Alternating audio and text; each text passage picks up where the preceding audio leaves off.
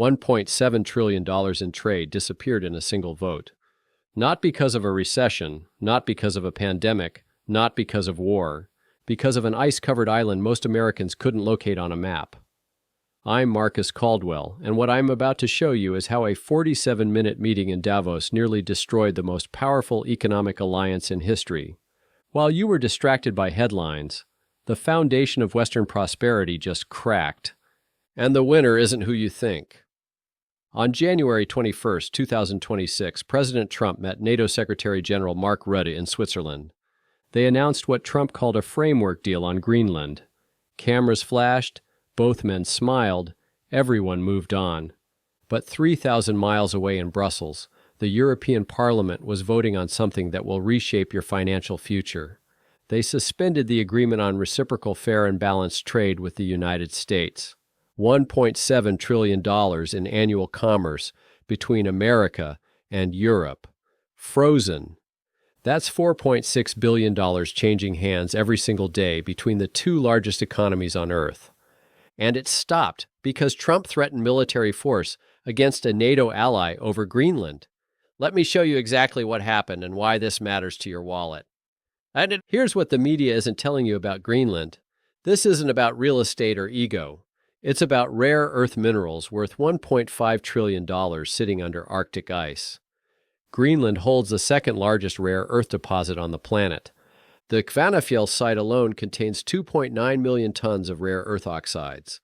That's enough to supply 15% of global demand. Right now, China controls 70% of rare earth production worldwide. Every smartphone, every fighter jet, every wind turbine, every guided missile depends on these minerals. The United States military is almost entirely dependent on China for critical defense materials. Greenland could break that monopoly, and Beijing knows it, but there's more than minerals at stake. Greenland sits at the geographic intersection of North America, Europe, and the Arctic Ocean. And the Arctic is melting fast. New shipping routes are opening that cut transit time between Asia and Europe by 40%. The Northern Sea Route along Russia's coast saves 3,000 nautical miles compared to the Suez Canal. At current shipping costs, that's $1 million saved per voyage for large container ships. China declared itself a near-Arctic state in 2018. This is geographically absurd since China is 4,800 miles from the Arctic Circle. But Beijing doesn't care about geography. They care about access. They've tried buying Greenland bases, financing airports, securing mining rights. Every time the United States blocked them through pressure on Denmark. But blocking only works if Greenland stays aligned with NATO, and that alignment just became very uncertain. Before I show you why this nearly destroyed the alliance, if this intelligence is valuable, hit that subscribe button and turn on notifications. This channel exists to give you the geopolitical and market analysis that mainstream media won't cover. Your subscription supports independent analysis free from institutional bias. Now let me show you what really happened behind closed doors. On January 7, 2026, Trump held a press conference at Mar-a-Lago. A reporter asked about Greenland, and Trump's answer shocked the room. He said, and I'm quoting directly, "I'm not going to rule out using military force or economic force against certain countries." Military force against Denmark, a NATO ally since the alliance was founded 75 years ago. The words hung in the air, aides scrambled, but Trump doubled down.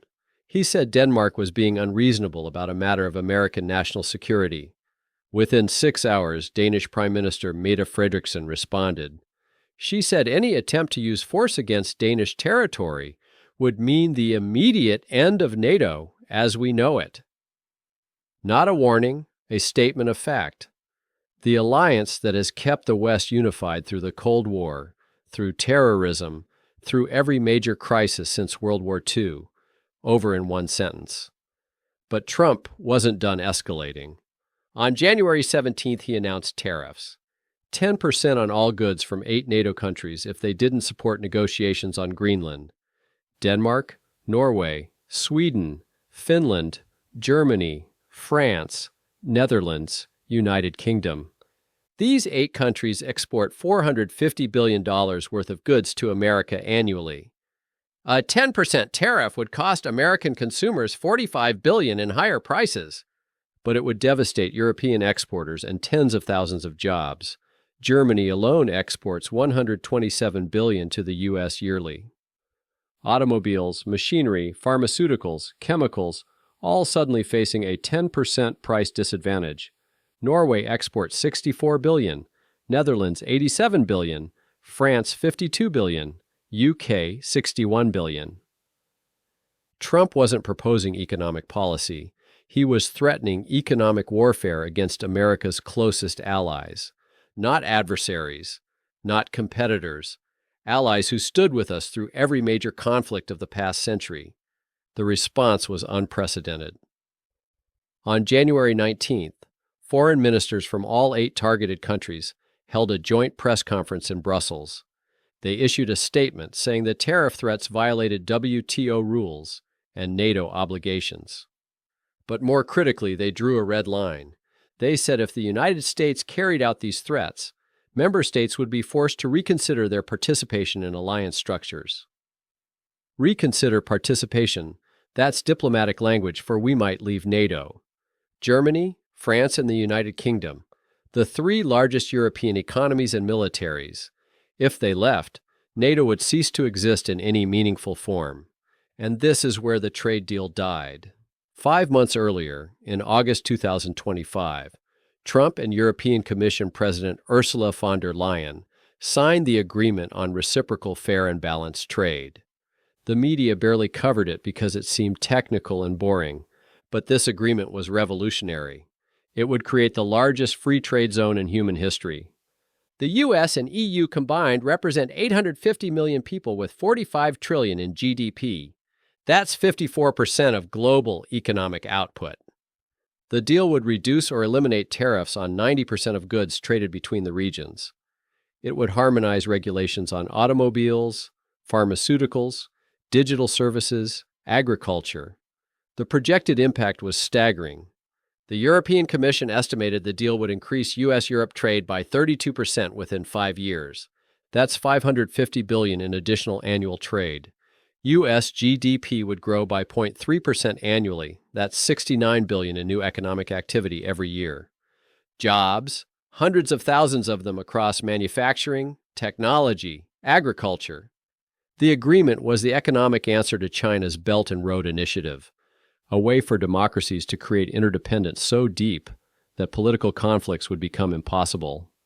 Trump called it the greatest trade deal in history. Then came Greenland and everything collapsed. On January 21st, the same day Trump met Rutte in Davos, the European Parliament held an emergency session. The topic was the tariff threats, and the session lasted 7 hours. Member after member stood up condemning economic coercion as incompatible with alliance membership. One Danish parliament member said, "We cannot ratify a trade agreement with a country that threatens military action against European territory." The vote came at 11:43 p.m. Brussels time. The resolution suspended all action on the trade deal until the U.S. formally renounced military or economic coercion against EU members. The vote was 573 in favor, 42 against, 37 abstentions. Not even close. 7 months of negotiations, 2 years of preliminary work, thousands of pages of regulatory text, suspended indefinitely. But the Parliament went further. They passed a second resolution authorizing retaliatory tariffs on $150 billion in American goods if Trump proceeded.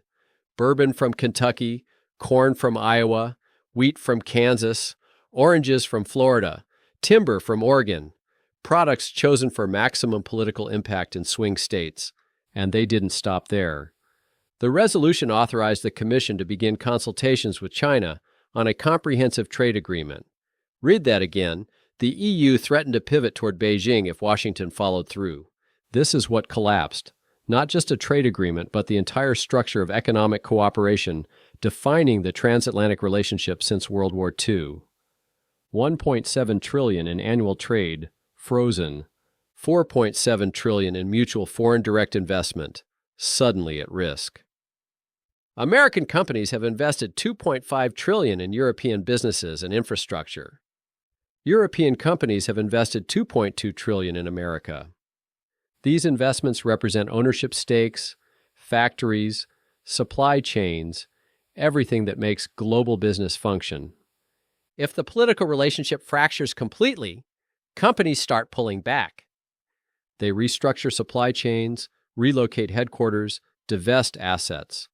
The $4.7 trillion doesn't vanish overnight, but it starts eroding, and once erosion starts, it accelerates. So what was the secret deal Trump announced in Davos? It's not actually a deal. It's a framework for future negotiations. That's diplomatic language, for we agreed to keep talking and not blow everything up immediately. But even that required Trump to make concessions he never makes. First, the U.S. formally renounced military force regarding Greenland.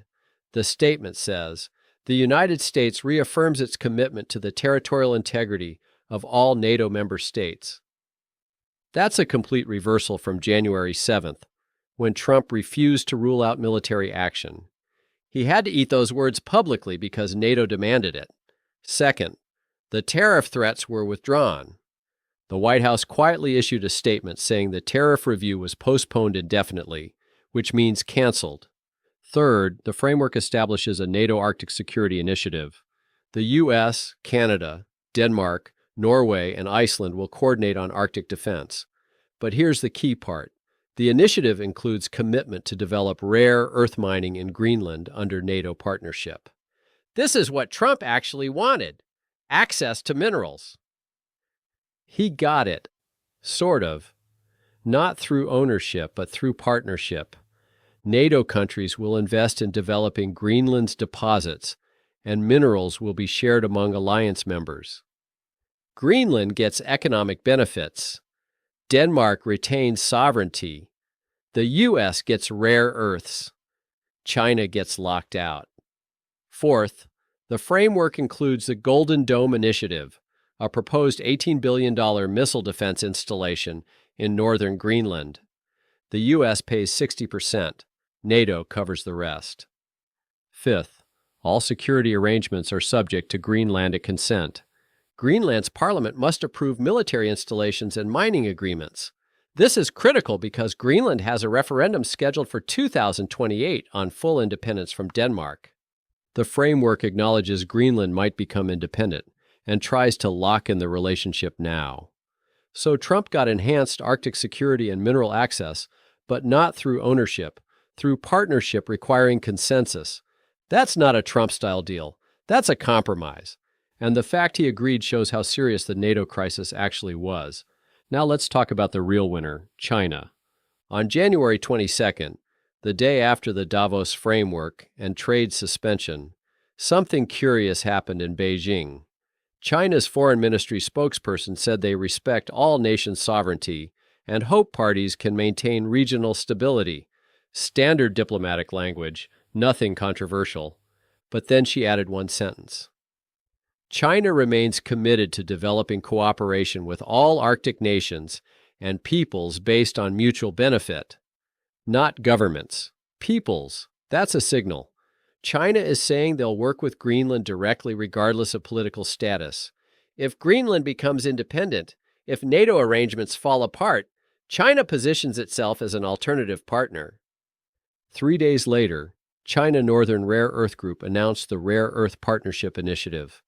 They're offering low-interest loans, technology transfer, and purchase agreements to any country wanting to develop rare earth capabilities. The target audience is obvious. Countries like Greenland, Mongolia, Vietnam, Brazil, with deposits but lacking capital or expertise. This is the Belt and Road playbook applied to critical minerals. Offer financing countries can't refuse.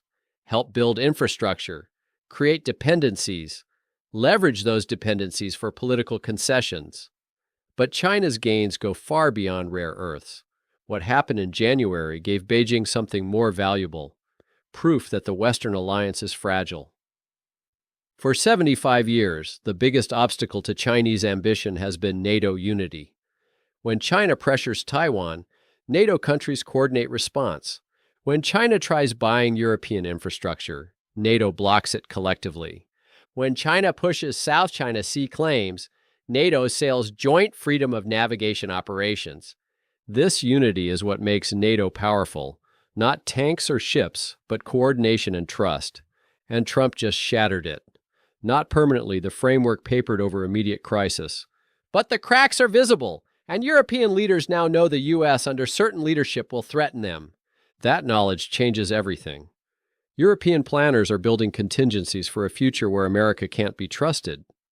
They're discussing European strategic autonomy, independent defense, closer coordination separate from NATO structures. Every step toward European autonomy is a step away from transatlantic unity, exactly what China wants. France is calling for independent European nuclear deterrent. Germany pushes for European defense industry independent of American technology.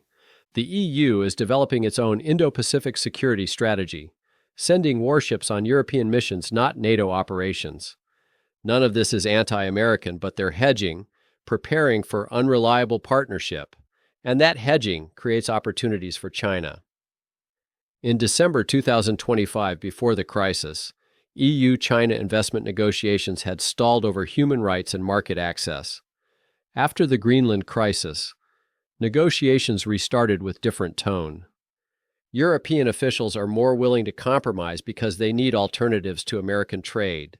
China didn't cause this crisis, but they're capitalizing on it. Preliminary EU-China trade talks began January 26th, 5 days after the suspension.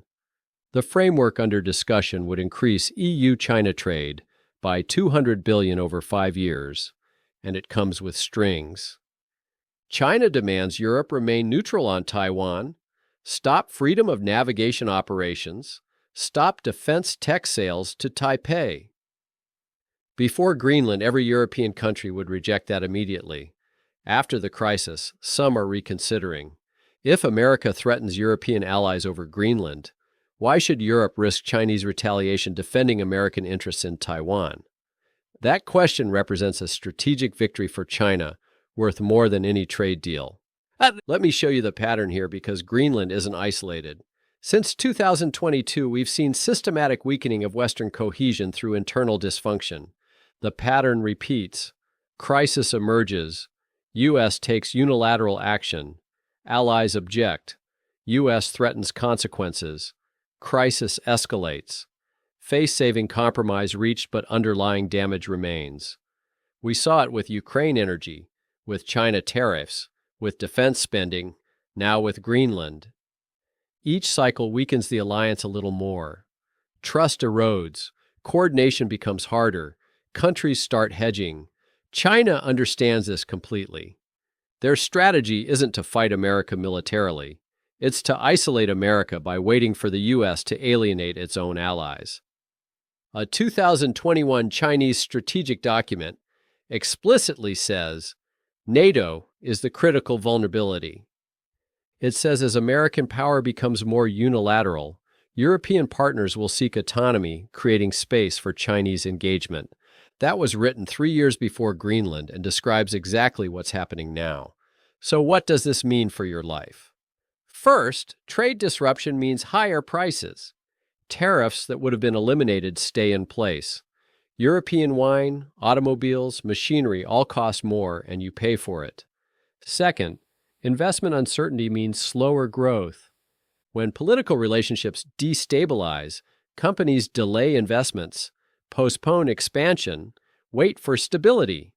That means fewer jobs, slower wage growth, reduced opportunity. Third, alliance instability means higher defense costs. If NATO weakens, if countries need independent capabilities, defense spending goes up. That's taxpayer money, your money, going to military instead of infrastructure or education. Fourth, Chinese expansion means strategic dependency. If Europe pivots toward China for trade, if supply chains shift to Beijing, America loses leverage. The world becomes more authoritarian, less free, less aligned with American values. Fifth, rare earth uncertainty means technology vulnerability. If the Greenland deal fails, if China maintains its monopoly, American companies remain dependent on Chinese supply for advanced manufacturing. China can cut supply during conflicts. That's a national security nightmare. Here's what you should do. Diversify investments. If heavily exposed to European stocks or U.S. companies dependent on European markets. Monitor your job sector if you work in industries relying on transatlantic trade, like automotive or aerospace. Build 6 to 12 months' expenses in liquid savings because volatility means unexpected disruptions. Stay informed but skeptical.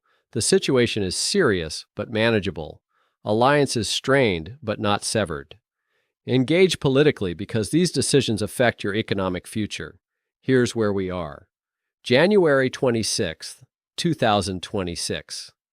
Immediate crisis diffused. Framework deal papering over tensions.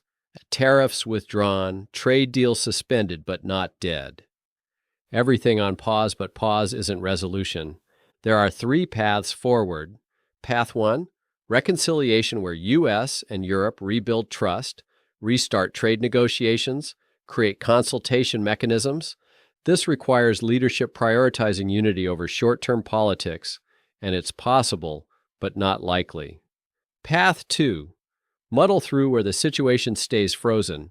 Cooperation continues at reduced levels. Relationship becomes transactional, not strategic. This is most likely near-term, but inherently unstable. Every crisis becomes another test. Path 3, fracture where another crisis emerges. Compromise doesn't come. Positions harden. Economic warfare begins. Countries leave NATO. This almost happened over Greenland, and if it happens once, it can happen again. The precedent is set. Which path we take depends on choices being made now in Washington, Brussels, Copenhagen, Beijing. Their decisions will determine whether the Western alliance survives the 21st century. On January 21st, a trade relationship worth $1.7 trillion froze because of an ice-covered island. The agreement that would have created the largest economic bloc in history got suspended, not because of economics, because of threats and fractured trust. Trump got his framework but didn't get what he wanted, a partnership requiring consultation, not control. Europe suspended the deal, drew red lines, showed they won't be bullied but also revealed divisions. And China watched, benefited, capitalized on every crack in Western unity. The Greenland crisis is over for now, but the pattern continues. The alliances that kept the democratic world safe for 75 years are under stress like never before, not from external enemies, from internal dysfunction.